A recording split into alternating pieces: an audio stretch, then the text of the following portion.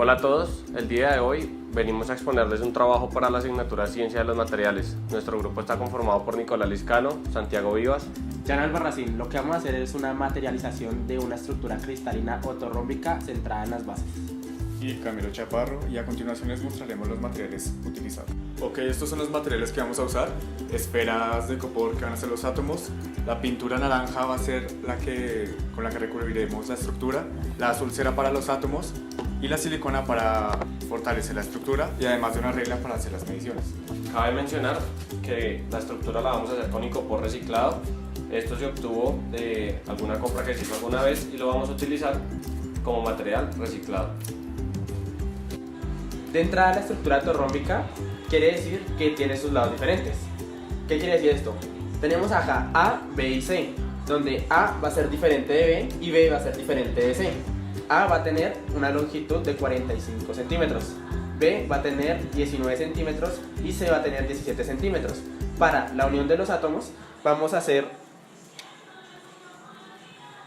la unión con el nylon, donde quede flotando en la parte que va a ser centrada en las bases, es decir, en la cara superior y la cara inferior.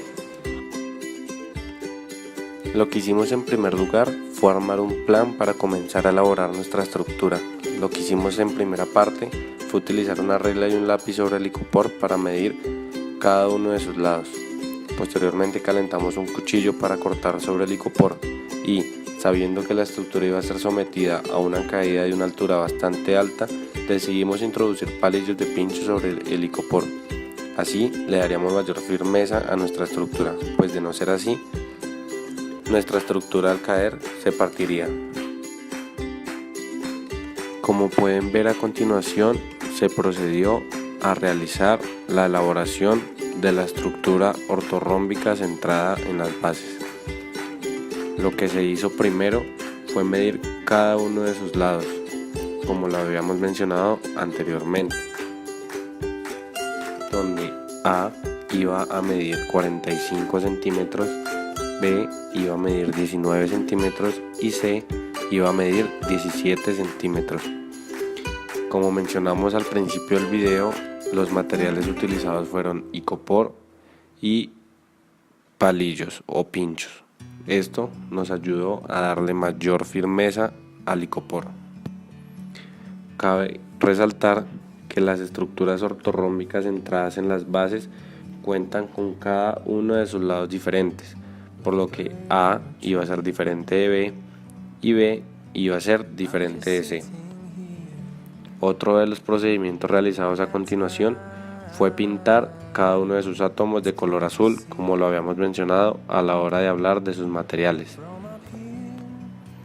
Para obtener trazos finos en el icopor, lo que hicimos fue calentar a una muy alta temperatura un cuchillo y cortar el icopor de forma recta con una regla, pues con el calor del cuchillo el icopor se cortaba fácilmente.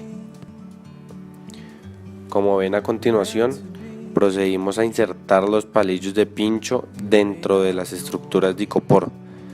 Esto, como les mencionamos ya, iba a brindar mayor firmeza y seguridad a la hora de arrojar el prototipo desde una altura de 4 a 5 pisos.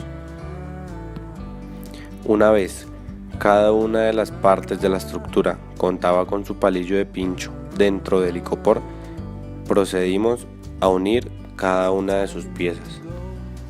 Finalmente, los átomos que iban en la mitad de las caras se unieron con nylon.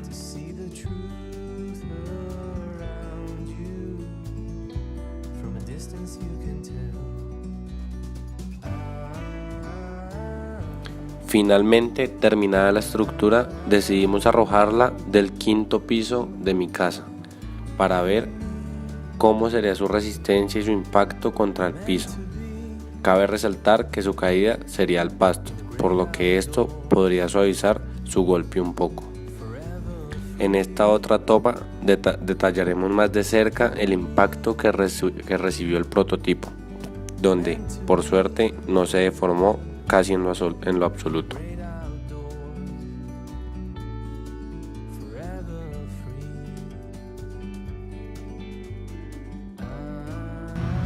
Como como se pueden dar cuenta, el objeto no sufrió ningún tipo de daño. En estas imágenes vemos lo que mencionábamos anteriormente. Los átomos de la mitad fueron asegurados con nylon a través del icopor y de los pinchos. Y, aunque con el golpe el nylon se dio un poco, este fue el resultado final. Aquí tenemos una celda unitaria con la forma ortorrómbica centrada en las bases. ¿Esto qué significa? Que va a tener un átomo en cada vértice y va a tener un átomo en cada base de la celda unitaria. Entonces, para hallar el número de átomos, podemos decir que es un octavo por 8, ya que cada átomo comparte lo comparten 8 celdas unitarias, y esto se le suma, como en cada cara está compartido con otra celda unitaria, entonces se le suma un medio por el número de átomos que están ubicados en esas caras, o sea 2. Esto quedaría 1 más 1, que es igual a 2. Entonces tenemos que 2 átomos es el número de átomos que tiene esta forma de celda unitaria. Entonces, otra característica es que como es ortorrómbico, sus lados A, B y C no pueden ser iguales, ya que si llegasen a ser iguales, estos serían un cubo y ya no sería ortorrómbico sino una forma cúbica. En la tabla periódica podemos apreciar que varios elementos poseen este tipo de celda unitaria, como lo es el galio, el azufre, el cloro, el bromo y el yodo. También se encuentran algunas tierras raras como el protactinio y el uranio, que presentan también este tipo de celda unitaria. Finalmente, para la celda unitaria que nosotros construimos, tenemos que los lados de la celda unitaria A, B y C miden 45 centímetros, 19 centímetros y 17 centímetros respectivamente. Teniendo estos valores podemos calcular el volumen de la celda, que es el resultado de multiplicar estos tres valores. Entonces tenemos que el volumen de la celda es igual a 14.535 centímetros cúbicos. Para hallar el volumen del átomo tenemos que la fórmula es 4 pi tercios por el radio al cubo. En este caso el radio del átomo es 8 centímetros. Y esto da un resultado en centímetros cúbicos. Y finalmente ya conocemos el número de átomos que tiene nuestra celda unitaria, que son 2. Entonces con estos datos podremos calcular el factor de empaquetamiento, que es el volumen del átomo por el número de átomos sobre el volumen de la celda.